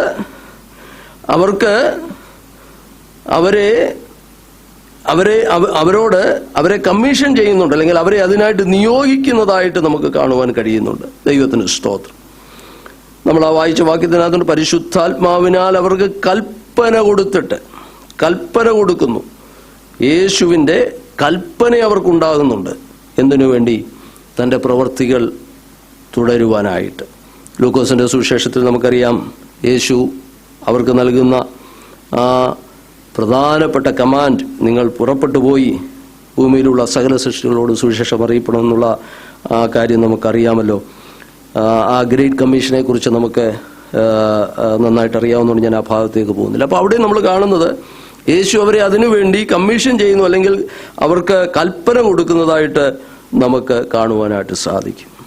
ഒടുവിലായിട്ട് നാലാമതായിട്ട് പ്രധാനമായി നമുക്കതിൽ നിന്ന് കാണുവാൻ സാധിക്കുന്നൊരു കാര്യം, ഈ ദൗത്യത്തിനായിട്ട് യേശു അവർക്ക് വാഗ്ദത്തം ചെയ്യുന്നത് ദൈവത്തിൻ്റെ പരിശുദ്ധാത്മാവാണ്. നോക്കുക, എന്നോട് കേട്ട പിതാവിൻ്റെ വാഗ്ദത്തത്തിനായി നിങ്ങൾ എന്ത് ചെയ്യണം? കാത്തിരിക്കണം. യോഹന്നാൻ വെള്ളം കൊണ്ട് സ്നാനം കഴിപ്പിച്ചു, നിങ്ങൾക്കോ ഇനി ഏറെ നാൾ കഴിയും മുമ്പേ പരിശുദ്ധാത്മാവ് കൊണ്ട് സ്നാനം ലഭിക്കുന്നത്. അപ്പൊ ഈ പറഞ്ഞ 5 വാക്യങ്ങളിൽ കർത്താവ് തുടങ്ങി വെച്ചതായ ദൗത്യം മുൻപോട്ട് തുടരുവാനായിട്ടുള്ള ആ ഒരുക്കം, അല്ലെങ്കിൽ അതിനു വേണ്ടുന്ന പ്രധാനപ്പെട്ട 3-4 കാര്യങ്ങൾ നമുക്കതിൽ നിന്ന് മനസ്സിലാക്കുവാൻ കഴിയുന്നുണ്ട്. ദൈവത്തിന് സ്തോത്രം. കർത്താവിനാൽ അവർ തിരഞ്ഞെടുക്കപ്പെട്ടവരായിരുന്നു. 2, കർത്താവിൻ്റെ സാക്ഷികളായി താൻ ജീവനോടിരിക്കുന്നു എന്ന അനേക ദൃഷ്ടാന്തങ്ങളാൽ ദൃക്സാക്ഷികളായി കർത്താവ് ശുശ്രൂഷയ്ക്ക്, അല്ലെങ്കിൽ കർത്താവിൻ്റെ പ്രവൃത്തികൾക്ക് ദൃക്സാക്ഷികളായി അവർ വർജിക്കുന്നു എന്ന് കാണുവാൻ കഴിയുന്നു. 3, കർത്താവിൻ്റെ കൽപ്പന അവർക്കുണ്ടാകുന്നു, അല്ലെങ്കിൽ ആ കമ്മീഷനിങ് അവർക്കുണ്ടാകുന്നു. 4-മതായിട്ട് അതിനു വേണ്ടുന്ന വാഗ്ദത്തം, പരിശുദ്ധാത്മാവിനെ ദൈവം അവർക്ക് പ്രോമിസ് ചെയ്യുകയാണ്. ചുരുക്കി പറഞ്ഞാൽ, വ്യക്തിപരമായിട്ട് അവരെ ഈ ദൗത്യത്തിനായിട്ട് കർത്താവ് അപ്പോയിന്റ് ചെയ്യുന്നു. ഒരു ഐ വിറ്റ്നസ് എക്സ്പീരിയൻസ് അവർക്കുണ്ടാകുന്നു. ചരിത്രത്തിൽ ഇറങ്ങി വന്ന, ചരിത്രത്തിൽ നമ്മെപ്പോലൊരു മനുഷ്യനായി ഈ ഭൂമിയിൽ വസിച്ച കർത്താവിനെ നേരിട്ട് അവർ കാണുകയാണ്. ആ എക്സ്പീരിയൻസ് അവർക്കുണ്ട്. 2, ആ കർത്താവ് തന്നെ അവരെ ആ ദൗത്യത്തിനായി നിയോഗിക്കുന്നു, അവരെ അതിനായി ശക്തീകരിക്കുന്നു എന്ന് നമുക്ക് കാണുവാനായിട്ട് കഴിയുന്നുണ്ട്. ഇതവരുടെ ദൗത്യത്തിൻ്റെ പ്രധാനപ്പെട്ടതായ 3-4 കാര്യങ്ങളാണെന്ന് ഞാൻ പറഞ്ഞു. നമ്മൾ തിരുവചനം മുമ്പോട്ട് പഠിക്കുമ്പോഴെല്ലാം തന്നെ അപ്പോസ്തലനായ പൗലോസിനെ കുറിച്ച് നമ്മൾ കാണുന്നുണ്ട്. പിന്നീട് അനവധിയായ ശിഷ്യന്മാർ കർത്താവിൻ്റെ ഇഷ്ടം ചെയ്യുവാനായിട്ട് മുമ്പോട്ട് വരുന്നവരെ നമ്മൾ കാണുന്നുണ്ട്. ഇന്നും നമുക്കറിയാം, ഇന്ന് കർത്താവ് തൻ്റെ പ്രവൃത്തി തൻ്റെ ദാസന്മാരിൽ കൂടെ ഇന്നും ഈ ഭൂമിയിൽ തുടർന്നുകൊണ്ടേയിരിക്കുന്നു. ഈ ദൗത്യം ഒന്നാം നൂറ്റാണ്ടിൽ മാത്രമല്ല, ഇന്ന് ജീവിച്ചിരിക്കുന്ന നമ്മെ സംബന്ധിച്ചിടത്തോളം ഇന്നും ആ ദൗത്യം തുടർന്നുകൊണ്ടേയിരിക്കുന്നു എന്നുള്ളതിന് നമുക്ക് സംശയം കൂടാതെ പറയാനായിട്ട് സാധിക്കും. ഒരുപക്ഷെ ഒത്തിരി തടസ്സങ്ങളും എതിർപ്പുകളും പ്രതിബന്ധങ്ങളും ഒക്കെ ഇതിൻ്റെ മുന്നിലുണ്ടെങ്കിലും ദൈവവചനം പഠിക്കുന്ന നമ്മെ സംബന്ധിച്ച് ദൈവത്തിൻ്റെ പദ്ധതി ഇന്നും ഇതിൻ്റെ നടുവിൽ തുടർന്നുകൊണ്ടേയിരിക്കുന്നു. ദൈവത്താൽ വിളിച്ച് വേർതിരിക്കപ്പെട്ടവരും ദൈവത്താൽ നിയോഗിക്കപ്പെട്ടവരും കർത്താവിൻ്റെ പ്രവൃത്തികൾക്ക് സാക്ഷ്യം വഹിച്ചവരുമായി ദൈവത്തിൻ്റെ പരിശുദ്ധാത്മാവിൻ്റെ സഹായത്താൽ ഇന്നും സുവിശേഷീകരണം അതേ തടസ്സങ്ങൾ കൂടാതെ നടക്കുന്നു എന്നുള്ളത് നമുക്ക് വളരെ ഉത്തേജനം പകരുന്നൊരു കാര്യമാണ്. ദൈവത്തിന് സ്തോത്രം. ഞാൻ പറഞ്ഞു, അപ്പോസ്തല പ്രവൃത്തി ഒരു 19-ാം അധ്യായം തൊട്ട് നമ്മൾ പൗലോസിൻ്റെ ബന്ധനവും വിസ്താരവും പ്രശ്നങ്ങളും ഒക്കെയാണ്. എന്നാൽ അവിടെയും സഭ വളരുകയാണ്. അവിടെയും ആ ബന്ധനങ്ങളെല്ലാം ദൈവസഭയുടെ വളർച്ചയാണ് ചരിത്രം രേഖപ്പെടുത്തിയിരിക്കുന്നത്. അവിടെയാണ് നമ്മൾ മനസ്സിലാക്കേണ്ടത്. ഇന്ന് വളരെയധികം പ്രതിസന്ധികൾ ദൈവസഭ നേരിടുന്നുണ്ടെങ്കിലും കർത്താവിനാൽ വിളിച്ച് വേർതിരിക്കപ്പെട്ട ദൈവമക്കളോടുള്ള ബന്ധത്തിലും ദൈവം നിയോഗിച്ചാക്കുന്ന വ്യക്തികളോടുള്ള ബന്ധത്തിലും ദൈവം ഇന്നും തൻ്റെ പ്രവൃത്തികൾ തുടരുന്നു എന്നുള്ളത് നമുക്ക് വളരെ ആശ്വാസം വരുന്നൊരു കാര്യമാണ്. കേവലം മാനുഷികമായ സാഹചര്യങ്ങളെ ആശ്രയിച്ചോ ലോകത്തിൻ്റെ കാലഗതിക്കനുസരിച്ചൊന്നുമല്ല ദൈവത്തിൻ്റെ രാജ്യവും ദൈവത്തിൻ്റെ സുവിശേഷവും മുന്നോട്ട് പോകുന്നത് എന്ന് നമ്മൾ മനസ്സിലാക്കണം. ഈ 3-4 പ്രധാനപ്പെട്ട അടിസ്ഥാന തത്വങ്ങൾ അതിനകത്ത് എല്ലാ കാലത്തും സത്യമാണ്. ഞാൻ പറഞ്ഞല്ലോ, കർത്താവിനാൽ തിരഞ്ഞെടുക്കപ്പെട്ടവർ. ഈ യേശു തിരഞ്ഞെടുത്തവർ എന്ന് പറയുമ്പോൾ അവിടെ ഒരു പദം പറയാൻ ഞാൻ വിട്ടുപോയി. തിരഞ്ഞെടുത്ത അപ്പോസ്തലന്മാർ എന്ന് നമുക്കറിയാം. അപ്പോസ്റ്റോലോസ് എന്നുള്ള വാക്ക് അയക്കപ്പെട്ടവൻ എന്നുള്ള അർത്ഥമാണ്. വൺ ഹൂ സെൻഡ് ഫോർത്ത്, അയക്കപ്പെട്ടവൻ എന്നുള്ള അർത്ഥമാണ് അപ്പോസ്തലൻ എന്നുള്ളത്. അപ്പോൾ കർത്താവിനാൽ അയക്കപ്പെട്ട, കർത്താവ് തിരഞ്ഞെടുത്ത് അയച്ച വ്യക്തികൾ. രാത്രി ഞാൻ ഓർമ്മിക്കേണ്ട ദൈവമക്കളെ, ഇന്നും കർത്താവ് തൻ്റെ ലക്ഷ്യത്തിനായി തിരഞ്ഞെടുത്ത് അയക്കപ്പെട്ടവരായി അനേകയിടങ്ങളിൽ നമുക്കറിയാം ഇന്നും സുവിശേഷത്തിൻ്റെ വെളിച്ചമായി അതേ കടന്നു പോകാൻ ദൈവം തൻ്റെ ദാസന്മാരെ നിയോഗിക്കുന്നുണ്ട്, ദൈവം തൻ്റെ ജനത്തെ നിയോഗിക്കുന്നുണ്ട്. അതോർത്ത് നമുക്ക് ദൈവത്തിന് സ്തോത്രം ചെയ്യാം. എത്രയോ ഇരുണ്ട സ്ഥലങ്ങളിൽ, എത്രയോ അന്ധകാരം പിടിച്ച ഇടങ്ങളിൽ കർത്താവിനാൽ നിയോഗിക്കപ്പെട്ടവരായി. ഒരുപക്ഷെ മാനുഷിക സാഹചര്യങ്ങൾ നോക്കിയാലൊന്നും നടക്കത്തില്ല. നമുക്കറിയാം, നമ്മുടെ ഭാരതത്തിൻ്റെ സാഹചര്യം നമുക്കറിയാം. എത്രയോ പ്രതികൂല സാഹചര്യങ്ങളിൽ നിന്നും കർത്താവിൻ്റെ പേര് ചെയ്യുന്നവരുണ്ട്. അവരോട് ചോദിച്ചാൽ അവർക്ക് പറയാൻ കഴിയുന്നത് മറ്റൊന്നുമല്ല, ദൈവം ഞങ്ങളെ നിയോഗിച്ചു, കർത്താവ് ഞങ്ങളെ അയച്ചു എന്നുള്ളതാണ് അവരുടെ ഏറ്റവും അടിസ്ഥാനപരമായ ആ ധൈര്യം എന്ന് പറയുന്നത്. അതാണ്. ബാക്കി പല കാര്യങ്ങളും ഉണ്ടാകാം. ആരെങ്കിലുമൊക്കെ അവരെ അതേ സപ്പോർട്ട് ചെയ്യാനുണ്ടായിരിക്കാം, അല്ലെങ്കിൽ മറ്റ് ഭാഷ പരിചയം അവർക്കുണ്ടായിരിക്കും. പക്ഷെ അതിൻ്റെ എല്ലാം അടിത്തറ എന്ന് പറയുന്നത് ഈ 4 കാര്യങ്ങളാണ്. ദൈവം ഞങ്ങളെ തിരഞ്ഞെടുത്തു, ദൈവം ഞങ്ങളെ അയച്ചു, കർത്താവ് ഞങ്ങളെ കമ്മീഷൻ ചെയ്തു, കർത്താവിൻ്റെ വാഗ്ദത്തം ഞങ്ങളുടെ കൂടെയുണ്ട്. അങ്ങനെയാണ് സുവിശേഷം ഇന്നും വ്യാപിച്ചു. ഞാൻ പറഞ്ഞു വന്നത്, ഈ അടിസ്ഥാന തത്വങ്ങളെ നമ്മൾ മനസ്സിലാക്കുമ്പോഴാണ് ഏതെല്ലാം എതിർപ്പുകൾ ദൈവരാജ്യത്തിനെതിരെ ഉണ്ടായാലും ദൈവവചനത്തിന് ഒരിക്കലും മാറ്റമില്ല. ആ ദൈവവചനത്തിൻ്റെ അടിസ്ഥാനത്തിൽ ഇന്നും ദൈവത്തിൻ്റെ വചനം അതിൻ്റെ ശക്തിയോടുകൂടെ വ്യാപിച്ചുകൊണ്ടിരിക്കുന്നത് ഓർത്ത് ഞാൻ ദൈവത്തെ സ്തുതിക്കുന്നു. അപ്പോൾ തിരഞ്ഞെടുത്തയച്ചു. നമ്മൾ പഴയ നിയമത്തിലും പുതിയ നിയമത്തിലും ഒരുപോലെ പഠിക്കുമ്പോൾ, കഴിഞ്ഞ ദിവസങ്ങൾ നമ്മൾ യെശയ്യാ പ്രവചനത്തിൽ നിന്ന് പഠിച്ച ഇടങ്ങളിലും ദൈവത്തിൻ്റെ ദാസന്മാരെ ദൈവിക ദൗത്യത്തിനായി ദൈവം ഒരാളെ തിരഞ്ഞെടുക്കുമ്പോൾ ദൈവം അവരെ അയക്കുകയാണ്. അപ്പോസ്തലൻ എന്ന് പറഞ്ഞാൽ അയക്കപ്പെട്ടവൻ, ഒരു ദൈവിക ഉദ്ദേശത്തിനായി അയക്കപ്പെടുക. അത് വളരെ ഇമ്പോർട്ടൻ്റ് ആണ്. ദൈവിക ഉദ്ദേശത്തിനായി അയക്കപ്പെടുക. ദൈവത്തിൻ്റെ വിളി എന്നും ഒരുപോലെയാണ്. നമുക്കറിയാം, അബ്രഹാമിനെ ദൈവം വിളിക്കുമ്പോൾ ഊരെന്ന് പറയുന്ന പട്ടണം വളരെ നല്ല ദേശമായിരുന്നു, എല്ലാവിധ സാഹചര്യങ്ങളും തനിക്കുണ്ടായിരുന്നു. ആ പട്ടണത്തിൽ നിന്ന് വിട്ടുപോകുവാനുള്ള യാതൊരു സാധ്യതയും തൻ്റെ മുമ്പിലില്ലായിരുന്നു. പക്ഷെ അന്നേരമാണ് തേജോവാനായ ദൈവം അബ്രഹാമിന് പ്രത്യക്ഷനാകുന്നത്. നമുക്കറിയാം, നിന്റെ പിതൃഭവനത്തെയും നിന്റെ ദേശക്കാരെയും ഒക്കെ വിട്ട് ഞാൻ കാണിപ്പാനിരിക്കുന്ന ദേശത്തേക്ക് നീ എന്ത് ചെയ്യണം? നീ പുറപ്പെട്ടു പോകണം. പുറപ്പെട്ടു പോകുക. One who is sent forth, അയക്കപ്പെടുക എന്നുള്ളതാണ് ദൈവവിളിയുടെ ഒരു പ്രധാന ചിന്തയെന്ന് പറയുന്നത്. കർത്താവിൻ്റെ വേലയുള്ള ബന്ധത്തിൽ പലപ്പോഴും നമ്മൾ മനസ്സിലാക്കിയിരിക്കേണ്ട ഒരു കാര്യം അതാണ്. നമ്മുടെയൊക്കെ ഈ ലോക ജീവിതയാത്രയിൽ സുവിശേഷ വേലയോട് താല്പര്യമുള്ളവരും കർത്താവിൻ്റെ വേല ചെയ്യുവാൻ സമർപ്പണമുള്ളവരെ പലരെയും ഞാൻ കണ്ടിട്ടുണ്ട്. എന്നാൽ പേഴ്സണലായിട്ട് അവരോട് സംസാരിക്കുമ്പോൾ പലരും പറയുന്നത്, കർത്താവിനോട് പറയട്ടെ, ഒരു സ്ഥലം എനിക്ക് കാണിച്ചു തരട്ടെ, ഒരിടം എനിക്ക് കാണിച്ചു തരട്ടെ, ഞാൻ പോകാം എന്നൊക്കെ പറയുന്നവരുണ്ട്. ഞാൻ പലപ്പോഴും ദൈവവചനത്തിലേക്ക് നമ്മൾ കയറുമ്പോൾ പുറപ്പെടുക എന്നുള്ളതാണ് ദൈവിക സന്ദേശം. പുറപ്പെട്ടു പോകുക. അബ്രഹാമിനോട് പറഞ്ഞതുപോലെ നീ പുറപ്പെട്ടു. അന്നേരം കർത്താവ് പറഞ്ഞില്ല എവിടോട്ടാ പോകുന്നതെന്നൊന്നും പറഞ്ഞില്ല. വിശ്വാസത്താൽ പുറപ്പെട്ട് കഴിയുമ്പോഴാണ് ദൈവത്തിൻ്റെ ഗൈഡൻസ് ഉണ്ടാകുന്നത്. പുതിയ നിയമത്തിൽ അങ്ങനെ തന്നെയാണ്. ഇവിടെ നമ്മൾ ഈ അപ്പോസ്തല പ്രവൃത്തികൾ പഠിക്കുമ്പോൾ നോക്കുക, താൻ യേശു തിരഞ്ഞെടുത്ത അപ്പോസ്തലന്മാർ അവരെ തിരഞ്ഞെടുത്ത് അയക്കുകയാണ്. ഇന്ന സ്ഥലമൊന്നും ഇന്ന ദേശമൊന്നും ഒന്നും അവർക്കറിയത്തില്ല. അവരെ ദൈവാത്മാവ് നയിക്കുന്നത് പോലെ അവർ കടന്നുപോയി കർത്താവിൻ്റെ സാക്ഷ്യം വഹിക്കുന്നതാണ് നമുക്കിവിടെ കാണുവാനായിട്ട് സാധിക്കും. അപ്പോൾ കർത്താവിന് വേണ്ടി സമർപ്പിക്കപ്പെട്ട് പുറപ്പെടുക എന്നുള്ളൊരു സന്ദേശം അത് കർത്താവിനാൽ തിരഞ്ഞെടുക്കപ്പെടുന്നവർക്കുണ്ട്. മറ്റൊന്ന്, ഞാൻ അവിടെ കൂടുതൽ സമയം നിൽക്കുന്നില്ല. ഞാൻ പറഞ്ഞില്ല, അത് ഓരോ ഭാഗങ്ങളും നമ്മൾ പഠിക്കുമ്പോൾ ഇന്നത്തെ നമ്മുടെ ജീവിതാനുഭവം കൂടെ അതിനോടൊന്ന് ചേർത്ത് ഞാനത് പറയാൻ കാരണം, ഈ വേദഭാഗങ്ങളിൽ ഈ അപ്പോസ്തല പ്രവൃത്തികൾ വ്യാഖ്യാനിക്കുമ്പോൾ നമ്മൾ മനസ്സിലാക്കിയിരിക്കുന്ന 1-2 കാര്യങ്ങളുണ്ട്. ദൈവം വെച്ചാൽ അടുത്ത ക്ലാസ്സിലത് ഞാൻ ഓർപ്പിക്കാം. ഉദാഹരണം പറഞ്ഞാൽ 2-ാം അധ്യായത്തിൽ നമ്മൾ കാണുന്നുണ്ട്, തങ്ങൾക്കുള്ളതെല്ലാം സ്വന്തമെന്നവർ കരുതിയില്ല, വസ്തുക്കളെല്ലാം വിറ്റ് അപ്പോസ്തലന്മാരുടെ കാൽക്കൽ കൊണ്ടുവച്ചു. ഇതെല്ലാ കാലത്തും ജീവിക്കുന്ന ദൈവമക്കൾക്ക് ഒരുപോലെ ബാധകമാണോ എന്നൊരു ചോദ്യമുണ്ട്. ഒരു എക്സാമ്പിൾ, നമ്മൾ ദൈവവചനം വ്യാഖ്യാനിക്കുമ്പോൾ അതങ്ങനെ തന്നെ എടുക്കണമോ? എന്നാൽ നമ്മൾ ആ ഇമ്മീഡിയറ്റ് കോണ്ടെക്സ്റ്റ് അല്ലെങ്കിൽ ആ പറഞ്ഞ പശ്ചാത്തലം അത് വളരെ പ്രാധാന്യമുള്ളതാണ്. 2, അപ്പോസ്തല പ്രവൃത്തിയുടെ മുഴുവൻ പശ്ചാത്തലം നമ്മൾ ശ്രദ്ധിക്കണം. ദൈവവചനം മുഴുവനായും അതിനെക്കുറിച്ച് എന്ത് പറയുന്നു എന്നുള്ളതിനെക്കുറിച്ചും നമ്മൾ മനസ്സിലാക്കിയിരിക്കണം. നമുക്കറിയാം, അങ്ങനെ ആ അധ്യായത്തിൽ തന്നെയുണ്ട്, അത് നിർബന്ധപൂർവ്വം അല്ല അങ്ങനെ ചെയ്തിരുന്നത്, വോളണ്ടറി ആയിരുന്നു എന്നുള്ളത് ആ അധ്യായത്തിൽ തന്നെയുണ്ട്.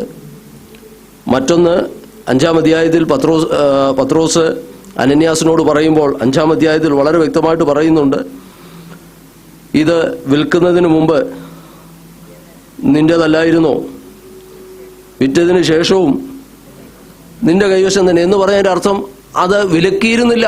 അങ്ങനെ നിർബന്ധിതമായി എല്ലാവരും ചെയ്യേണ്ട ഒരു കാര്യമല്ലായിരുന്നുവെന്ന് ആ അധ്യായം പിന്നീട് വായിക്കുമ്പോൾ നമുക്ക് മനസ്സിലാക്കുവാൻ കഴിയും. അപ്പോൾ 2-ാം അധ്യായം ഒരാൾ വായിച്ചിട്ട് ഇന്ന് അങ്ങനെയല്ല, ഇന്നിങ്ങനെ ചെയ്യണം എന്ന് പറഞ്ഞാൽ ആ അധ്യായത്തിൽ തന്നെ, ആ പുസ്തകത്തിൽ തന്നെ നമുക്ക് കാണുവാൻ കഴിയുന്നു, അങ്ങനെ നിർബന്ധപൂർവ്വം ചെയ്യിച്ചൊരു കാര്യമല്ല. വോളണ്ടറി ആയിട്ട് ആവശ്യമുള്ളതുപോലെ ഒരു നീഡ് വരുമ്പോൾ അവരതിന് സന്നദ്ധരായിരുന്നു എന്നാണ് മനസ്സിലാക്കുവാൻ കഴിയും. ഇങ്ങനെ ഓരോ കാര്യങ്ങൾ. ശൗലിൻ്റെ മാനസാന്തരം, ഇന്ന് മാനസാന്തരപ്പെടുന്നൊരു വ്യക്തിക്ക് അങ്ങനെ തന്നെ ഒരു വെളിച്ചവും ദർശനവും കാണേണ്ട ആവശ്യമുണ്ടോ? കണ്ടാൽ കുഴപ്പമില്ലല്ലേ? അപ്പോൾ അങ്ങനെ പല കാര്യങ്ങൾ നമുക്ക് ഇതിനകത്ത് ചിന്തനീയമായിട്ടുണ്ട്. ദൈവത്തിന് സ്തോത്രം. എന്നാൽ ഇന്ന് രാത്രിയിൽ, അതുകൊണ്ടാണ് ഞാൻ പറഞ്ഞത്, ഇതിലെ ഓരോ സ്റ്റേജസ് നമ്മൾ മനസ്സിലാക്കുമ്പോൾ കർത്താവിൻ്റെ വേലയ്ക്കായി അയക്കപ്പെട്ട ദൈവദാസന്മാരുടെ പ്രത്യേകതകൾ, ഒന്ന്, ആ ചിന്തകൾ പറഞ്ഞ് ഞാൻ ഇന്ന് രാത്രി അവസാനിപ്പിക്കും. അവർ അയക്കപ്പെട്ടവരായിരുന്നു. ദൈവമക്കളെ, നമ്മുടെയും ഈ ചുരുങ്ങിയ ആയുസ്സിൽ കർത്താവ് നമ്മളോട് പുറപ്പെടാൻ പറഞ്ഞാൽ വിശ്വാസത്തോടെ അങ്ങ് പുറപ്പെടണം. അതാണ് കർത്താവ് നമ്മളെക്കുറിച്ച് ആഗ്രഹിക്കുന്നത്. കർത്താവിനോട് സംസാരിക്കട്ടെ, കർത്താവ് സ്ഥലം അറിയിക്കട്ടെ എന്നൊന്നും പറഞ്ഞിരിക്കരുത്. കർത്താവ് പുറപ്പെടാൻ പറഞ്ഞാൽ വിശ്വാസത്താൽ പുറപ്പെടാൻ തയ്യാറായിക്കൊള്ളണം. അതാണ് നമ്മളിതൊക്കെ പഠിക്കുന്നതിൻ്റെ ഒരു പ്രായോഗിക വശമെന്ന് പറയും. ഞാൻ ഓർക്കുന്നുണ്ട്, ഞാൻ ആദ്യമായിട്ടൊരു ഗൾഫ് കൺട്രിയിൽ ശുശ്രൂഷയ്ക്ക് പോകുന്ന 1999-ലാണ്. അപ്പം അന്ന് എൻ്റെ കൂടെ ഏറിയ സമയം സഹകരിച്ച ഒരു സഹോദരൻ, അദ്ദേഹം ഒത്തിരി കാര്യങ്ങൾ മിഷനെക്കുറിച്ച് എന്നോട് ഷെയർ ചെയ്തു. അദ്ദേഹത്തിനുണ്ടായിരിക്കുന്ന സ്വപ്നങ്ങൾ, അന്ന് അദ്ദേഹം കുടുംബമായിട്ട് ആ ദേശത്താണ്. അപ്പോൾ അദ്ദേഹം എന്നോട് ഒത്തിരി കാര്യങ്ങൾ ഷെയർ ചെയ്തു. പക്ഷേ ഇങ്ങനെയൊക്കെ ചെയ്യണം. അപ്പം ഞാൻ വിചാരിച്ചു, അങ്ങ് അറ്റം പോയൊരു വർഷം കൂടെ കഴിയുമ്പോൾ പുള്ളി ഒരു പാസ്റ്റാകുമെന്ന് ഞാൻ വിചാരിച്ചു, എൻ്റെ ഒരു കണക്കോട്. പക്ഷെ ഇന്നും അദ്ദേഹം കുടുംബമായിട്ട് ആ രാജ്യത്തുണ്ട് കേട്ടോ. കർത്താവിന് വേണ്ടി ഒത്തിരി ചെയ്യുന്ന ഒരാളാണ്. അപ്പം ഇതെല്ലാം പറഞ്ഞിട്ട് അവസാനം അദ്ദേഹം പറയുന്നത് ഇതാണ്, ഒറ്റ കണ്ടീഷനേ ഉള്ളൂ, കർത്താവ് എന്നോട് ഇന്ന സ്ഥലമെന്ന് പറയുമ്പോൾ ഞാൻ അന്നേരം. അപ്പം എനിക്ക് മനസ്സിലായത്, കർത്താവ് അങ്ങനെ നമ്മളോട് പിന്നെ ഈ വചനം പഠിച്ചപ്പോഴേ എനിക്ക് മനസ്സിലായി, നമ്മളങ്ങ് തയ്യാറാകുക, നമ്മളങ്ങ് സമർപ്പിക്കുക, പുറപ്പെടുക.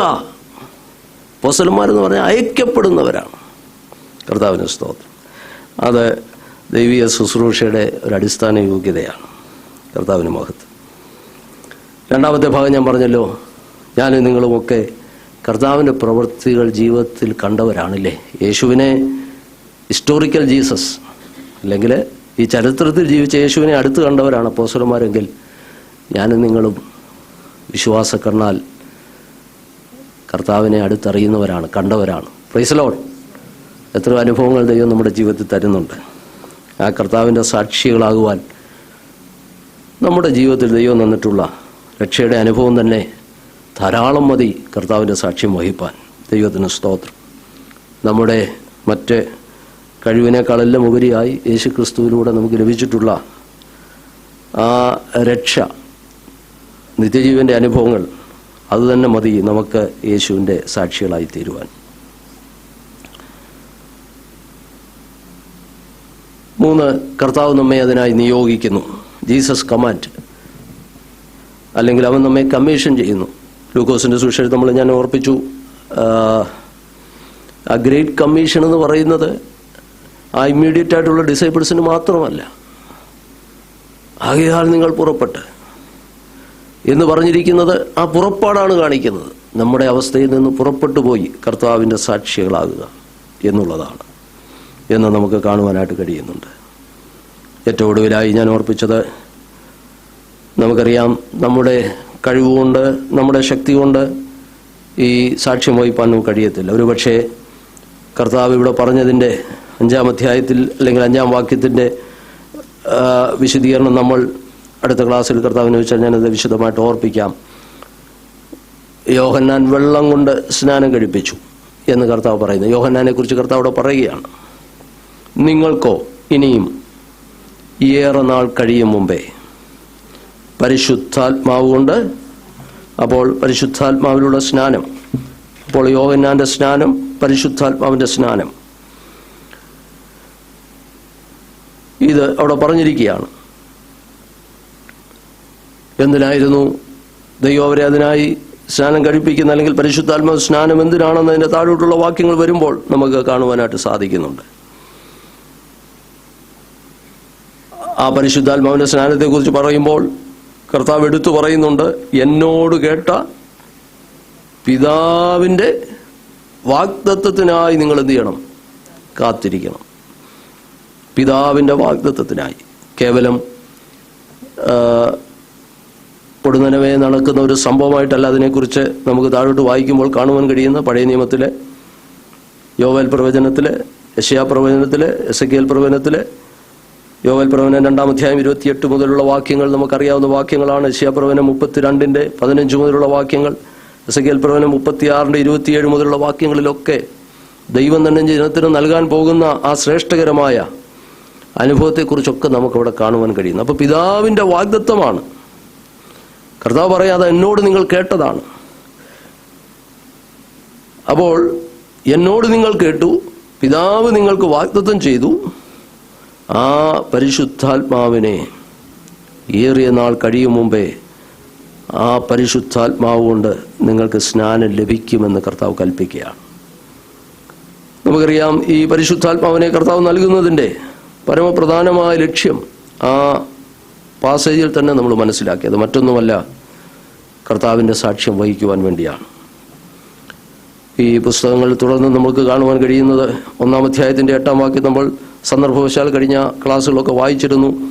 എന്നാൽ പരിശുദ്ധാത്മാവ് നിങ്ങളുടെ മേൽ വരുമ്പോൾ നമുക്കറിയാം അതിൻ്റെ അനന്തരഫലം എന്താണെന്നും അത് നിമിത്തം നിങ്ങളിൽ എന്താണ് സംഭവിക്കുന്നതെന്നും വളരെ വ്യക്തമായി അവിടെ പിന്നീട് രേഖപ്പെടുത്തിയിട്ടുണ്ട്. ഇതെല്ലാം നമുക്ക് മനസ്സിലാക്കുവാൻ സാധിക്കുന്നത് ദൈവം അവരെ ഒരു വലിയ ദൗത്യത്തിനായി സജ്ജമാക്കുകയായിരുന്നു. ഈ അടിസ്ഥാനമായ ചില കാര്യങ്ങൾ അവരുടെ യോഗ്യതയായി നമുക്കിവിടെ കാണുവാൻ കഴിയുമ്പോൾ ഇതായിരുന്നു അവരെ യെരുശലേമിൽ നിന്ന് യഹൂദിയയിലേക്കും ശമരിയയിലേക്കും അന്ത്യോക്യയിലേക്കും അതേ ഏഷ്യ മൈനറിലുള്ള സകല സ്ഥലങ്ങളിലേക്കും യൂറോപ്പിലേക്കും ഒടുവിൽ റോം വരെ ചെന്നെത്തുന്ന സുവിശേഷീകരണത്തിൻ്റെ അതേ തീനാളമായി മാറുവാൻ ദൈവം അവരെ പ്രാപ്തരാക്കിയത് ഈ പരിശുദ്ധാത്മാവായിരുന്നു എന്ന് നമുക്ക് കാണുവാനായിട്ട് കഴിയുന്നുണ്ട്. ദൈവത്തിന് സ്തോത്രം. തുടർന്നുള്ള അധ്യായങ്ങളിൽ കർത്താവ് വരാൻ താമസിച്ചാൽ നമുക്ക് ഈ ആത്മാ നിറവ് അവർക്ക് എപ്രകാരം അവരുടെ ശുശ്രൂഷയിൽ ജീവിതത്തിൽ ഒക്കെ പ്രായോഗികമായി അവർക്ക് അത് പ്രയോജനകരമായി എന്ന് മനസ്സിലാക്കുവാൻ കർത്താവ് നമ്മെ സഹായിക്കട്ടെ. ഇന്ന് രാത്രിയിൽ ഈ 4 പ്രധാന ഘടകങ്ങൾ നമ്മുടെ ആത്മീയ ജീവിതത്തിൽ നമ്മളെപ്പോഴും ഓർക്കണം. കർത്താവെ, യേശുവിനാൽ വിളിക്കപ്പെട്ടവർ അല്ല, യേശുവിനാൽ അയക്കപ്പെടുന്ന ഒരനുഭവം. നമ്മളെ ഈ ഭൂമിയിൽ ദൈവമാക്കുന്നിടങ്ങളിൽ അല്ല, ദൈവം അയക്കുന്ന സ്ഥാനങ്ങളിൽ കർത്താവിൻ്റെ സാക്ഷികളാകുവാനാണ് ദൈവം നമ്മെ വിളിച്ചിരിക്കുന്നത്. ആ ബോധ്യം എപ്പോഴും നമ്മുടെ ഉള്ളിലുണ്ടായിരിക്കണം. നമ്മളൊരു ജീവകാലം ഈ ഭൂമിയിൽ ഒരായുസ് എങ്ങനെയെങ്കിലും ജീവിച്ച് നമ്മൾ കടന്നു പോകുക എന്നുള്ളതല്ലല്ലോ. സാധാരണ മനുഷ്യർ അങ്ങനെയാണ് ചിന്തിക്കാറുള്ളത്. എന്നാൽ കർത്താവിനാൽ അയക്കപ്പെടുന്നൊരു ജീവിതം എനിക്കുണ്ടെന്നുള്ള ചിന്ത എപ്പോഴും നമ്മുടെ ഉള്ളത്തിലിരിക്കട്ടെ. അങ്ങനെയൊരു നിയോഗം, അങ്ങനെയൊരു അനുഭവം നമ്മുടെ ജീവിതത്തിൽ കർത്താവ് നൽകുവാൻ ആഗ്രഹിക്കുന്നെങ്കിൽ അപ്പോസ്തലന്മാരായി അയക്കപ്പെട്ടൊരു കൂട്ടർ അതേ ഇവിടെ നമുക്ക് കാണുവാൻ സാധിക്കുന്നുണ്ട്.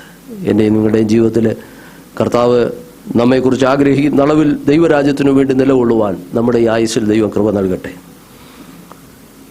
കർത്താവിൻ്റെ സാക്ഷികളായി അതേ കർത്താവിനെ അനുഭവിച്ചറിഞ്ഞ ജീവിത അനുഭവങ്ങൾ, ഐ വിറ്റ്നസ് എന്നുള്ളത് വളരെ ഇമ്പോർട്ടൻ്റാണ്. ഒരു ദൈവ നിയോഗം നമുക്ക് ആവശ്യമാണ്. ദൈവത്തിൻ്റെ പരിശുദ്ധാത്മാവിൻ്റെ ശക്തിയാണ് നമ്മെ അത് ഫലവത്തായി നിവർത്തിക്കുവാൻ നമ്മുടെ കണ്ണുകളിൽ ഒരു നിമിഷം ഒന്ന് അടയ്ക്കാം.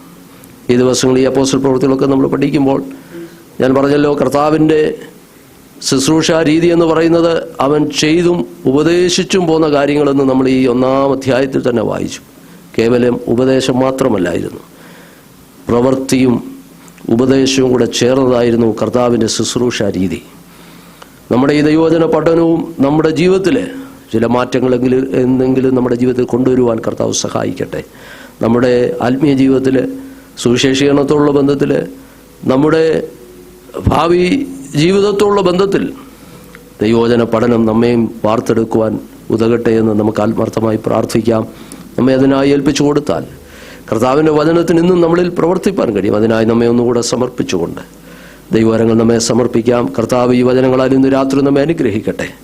ഒരുമിച്ച് ദൈവസ്നേഹി പ്രാർത്ഥിക്കുമ്പോൾ സഹോദരന്മാരിൽ ഒരാളെ ശബ്ദമുയർത്തി പ്രാർത്ഥിച്ചാട്ടെ.